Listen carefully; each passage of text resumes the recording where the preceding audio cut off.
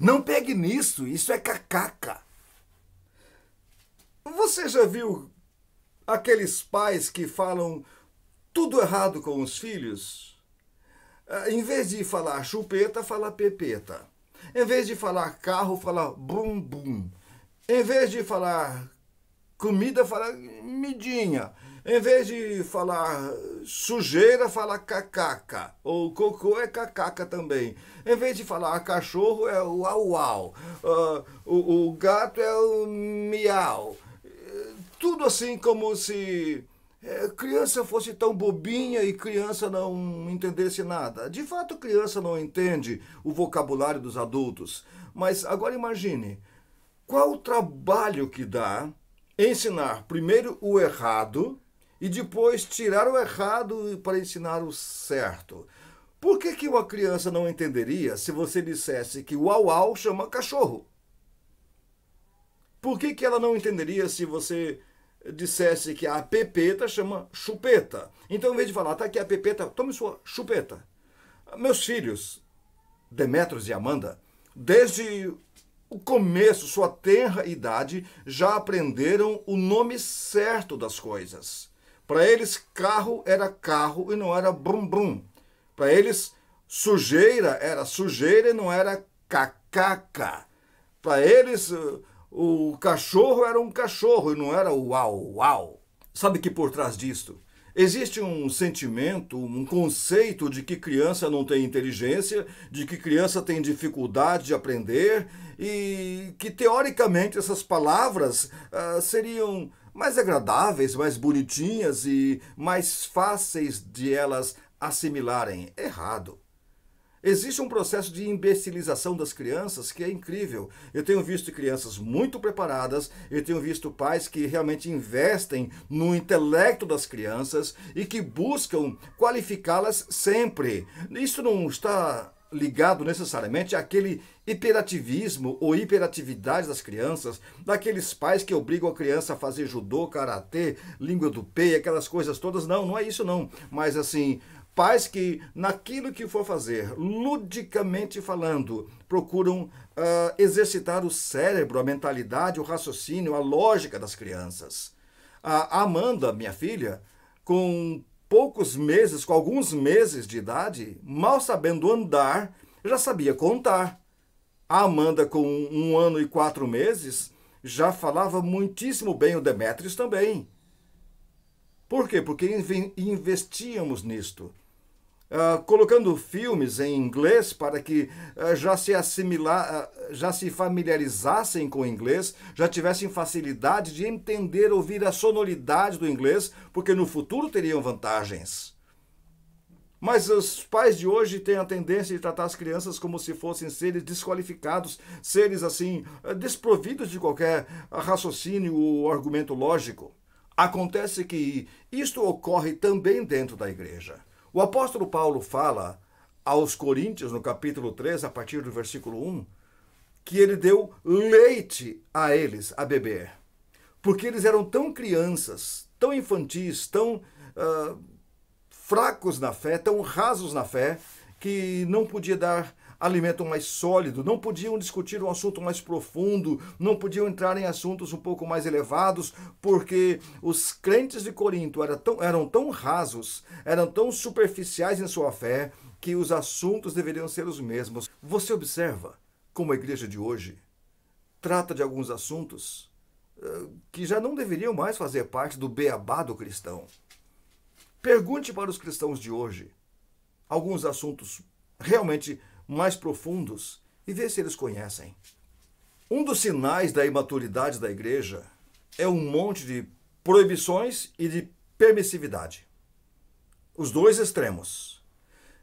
Existem igrejas que tratam as pessoas como desqualificadas, não capazes de fazer suas escolhas, então as igrejas proíbem tudo. Você não pode ter televisão, você não pode ver a Rede Globo, você não pode ver a Record, você não pode fazer nada, você não pode beber isso, você não pode fazer aquilo, você não pode fazer nada. E o cristão, então, é levado a não pensar mais. Deixa que o pastor pense, deixa que a direção da igreja decida, porque ele é tratado como alguém sem critério, sem crivo moral para decidir o que fazer, onde ir, o que falar, o que comer, o que ouvir. Então a igreja quer decidir tudo por ele.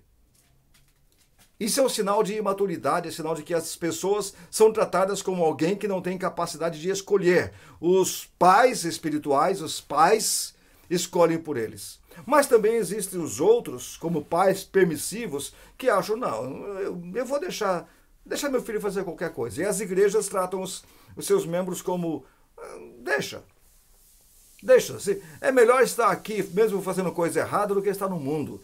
Pastores que não pregam a verdade, pastores que não pregam a realidade, pastores que não ensinam suas ovelhas, pastores que não trazem nem mais a palavra pecado, ou inferno, ou diabo.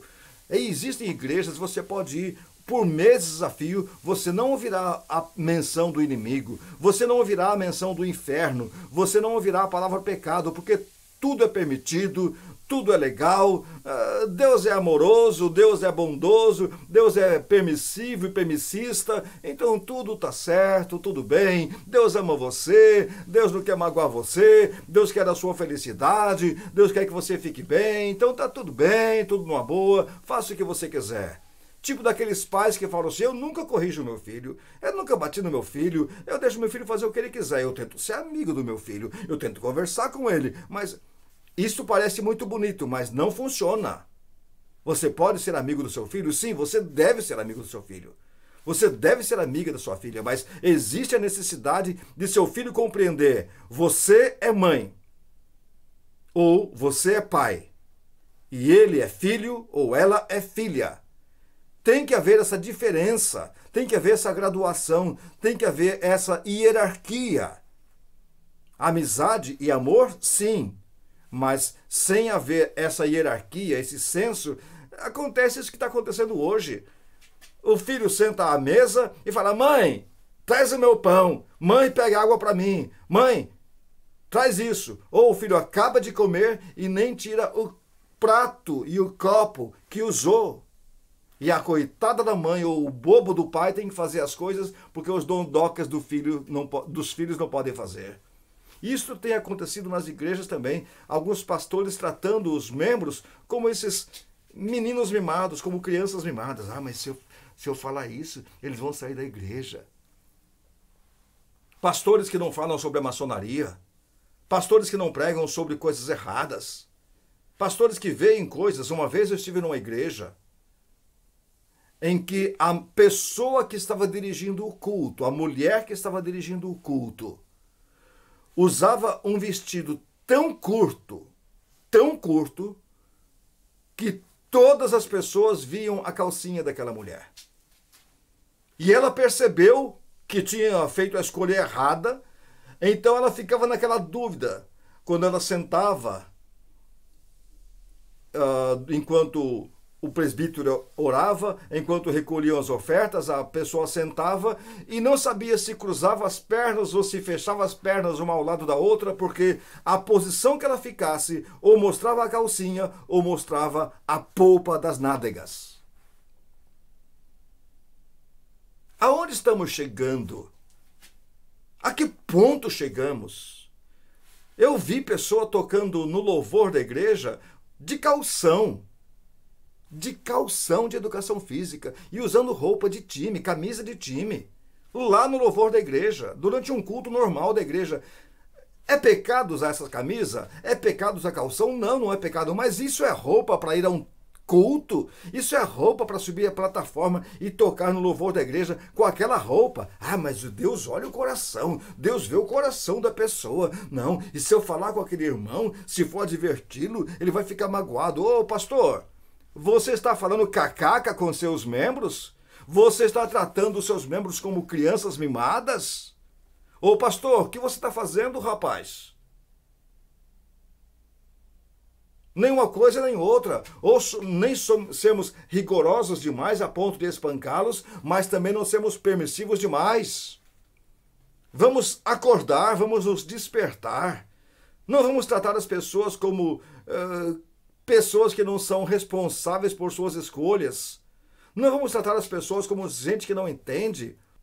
Agora a questão é, como conseguir o amadurecimento?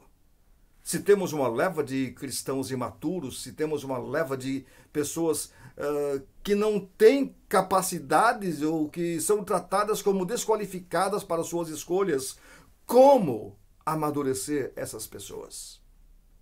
A primeira coisa é não decidindo por elas. Deixe que elas escolham.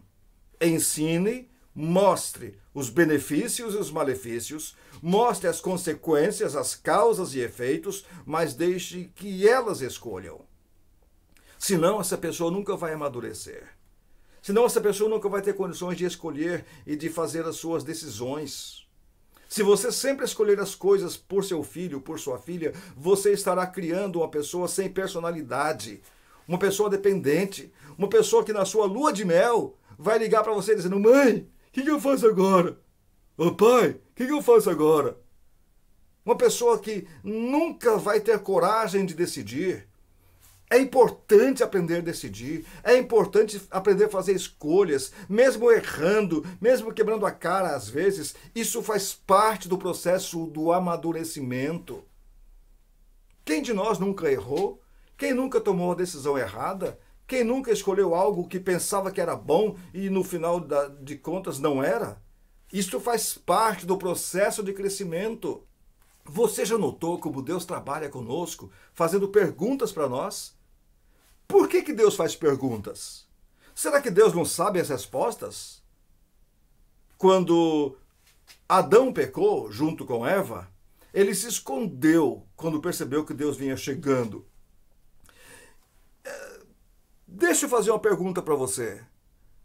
Adão realmente conseguiria se esconder de Deus? A segunda pergunta. Deus realmente não saberia onde estava Adão? Mas Deus perguntou: Adão, onde você está?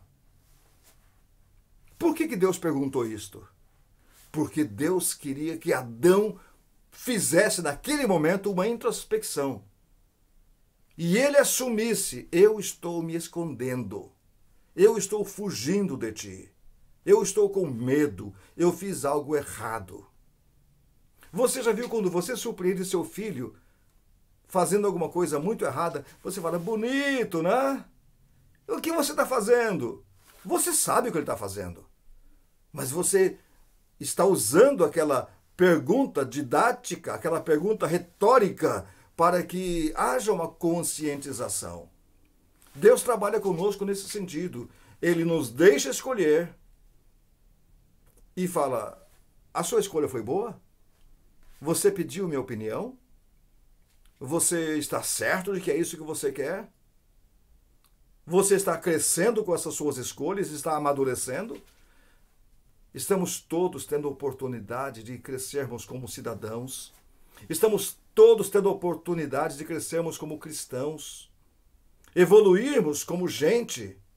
Aprimorarmos-nos como cônjuges, como filhos, como pessoas. Estamos a cada dia tendo oportunidades de crescer espiritualmente. Deus já nos deu todas as coisas de que precisamos. O que falta a nós é aprendermos a fazer nossas escolhas, aprendermos a ter responsabilidade nessas escolhas, aprender a assumir as consequências de nossas escolhas. Ou então ficaremos sempre processando as empresas de tabaco. Ou então as pessoas ficarão sempre dizendo para nós: não pegue nisto, isso é cacaca.